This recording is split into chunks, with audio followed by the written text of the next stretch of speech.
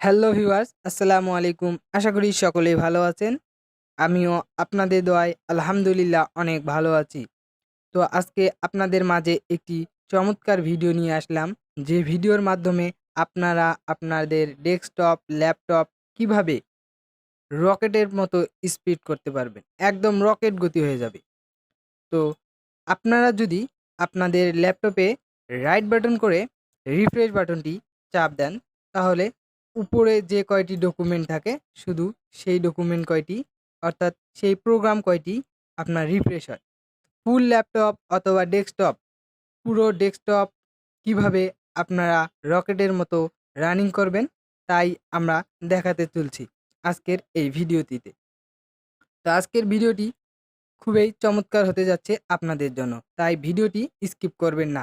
আর ভিডিওটি যদি আপনাদের কোনো উপকারে আসে তাহলে অবশ্যই লাইক, কমেন্ট, শেয়ার এবং সাবস্ক্রাইব করে বেল বাটনটি বাজিয়ে রাখবেন, কারণ আমাদের নিত্য নতুন ভিডিও সবার আগে আপনি পেয়ে যাবেন। চলুন ভিডিওটি শুরু করা যাক।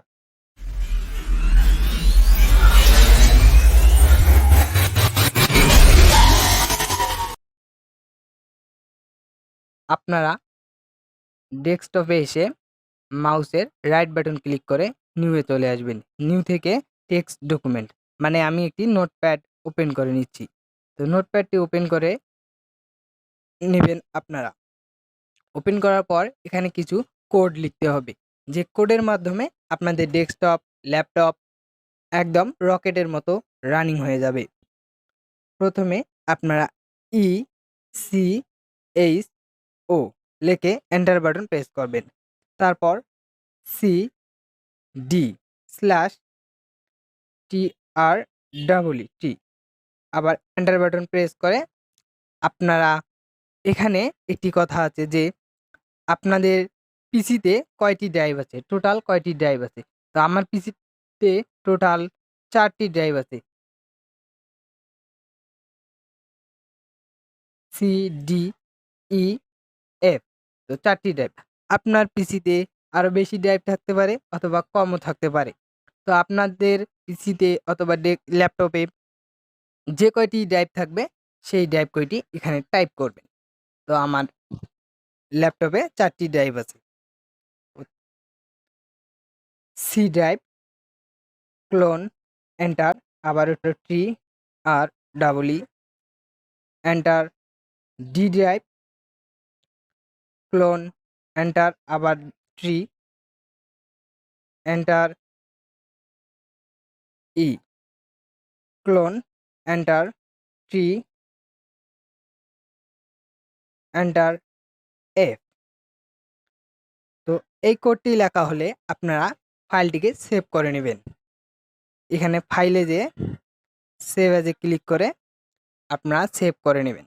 তো আমি ফাইলটিকে ডেস্কটপেই সেভ করতে যাচ্ছি রিফ্রেশ নামে। আপনারা ইচ্ছে করলে আপনাদের নাম দিতে পারেন, যে কোনো নাম দিতে পারেন। রিফ্রেশ,